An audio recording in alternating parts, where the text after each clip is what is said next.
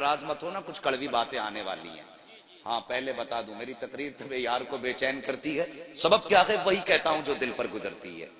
اب جو lock down کچھ دن سے ہوا ہے نا، تو متولیوں نے اماموں کی جان کھا لی. محتمم جو مدارس کے ہیں انہوں نے مدرسوں کا خون پی لیا. میں سب کیمرہ ہے میرے آگے، میں کہتا ہوں دنیا سنے اسے. یہ قوم کا رونا ہے، تم نے نہیں سنا؟ کچھ دن پہلے برسات ہوئی، چھت گری، امام کے بچے اور بیوی میں اسی میں دب کے ختم ہو گئے.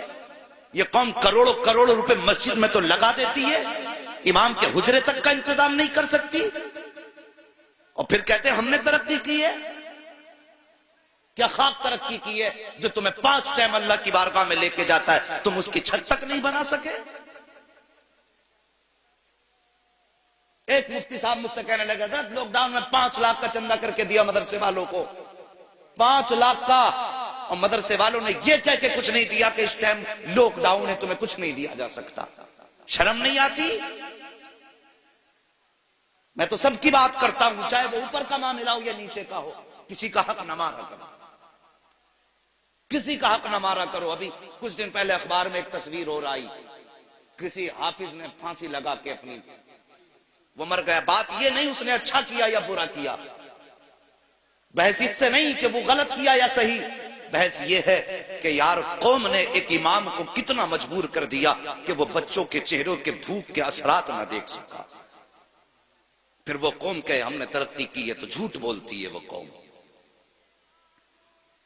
کتنی مجبوری لگی ہوگی اس باپ کے سامنے جس نے بچوں کے ہوتے ہوئے پھانسی پہ لٹکنا گوارا کیا. کیا کبھی کسی نے اس کے درد کے بارے میں سوچا؟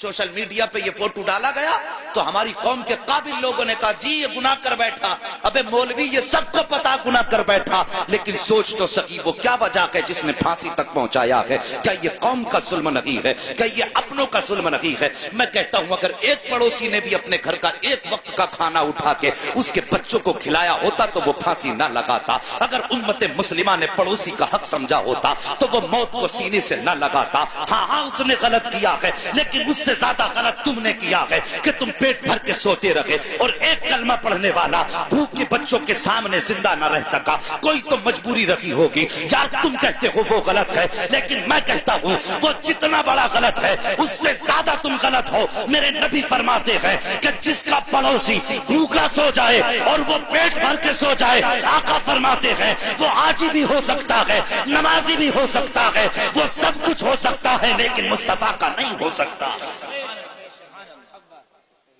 یہ کڑوا سچ ہے، اسے سنیے اور سمجھیے. ہم نے ایسے حالات بنا دیے. اللہ اکبر. اور لوگوں قدر کرو اور بھوکوں کا خیال رکھو. میں سمجھتا ہوں امیروں سے کئی گنا زیادہ ہمارے غریب اچھے ہیں. کم سے کم غریب کا پڑوسی فاقے سے تو نہیں سوتا. یہ ہم نے اکثر دیکھا ہے جن کو اللہ نے دولتیں دی ہیں انہیں چغل خوری سے فرصت نہیں. دن بھر یہی کہتے ہیں وہ میری دولت کو دیکھ کے چل رہا، وہ میری گاڑی کو دیکھ کے چل رہا، مجھے اسے دیکھ کے چل رہا. جب پیٹ بھرا ہوتا ہے تب آدمی چغلی کرتا ہے، اور جب بھوکا ہوتا ہے تو پھر اسے بچوں کے لیے کمانے کی فکر ہوتی ہے. بھوک کی فکر وہ چغلی کی فکر نہیں ہوتی، صرف بھوک کی فکر ہوتی ہے. جب آدمی پیٹ بھر کے کھا لیتا ہے نا پھر دنیا بھر کی پنچایتیں لے کے بیٹھتا ہے. یہ بات میری یاد رکھنا صاحب.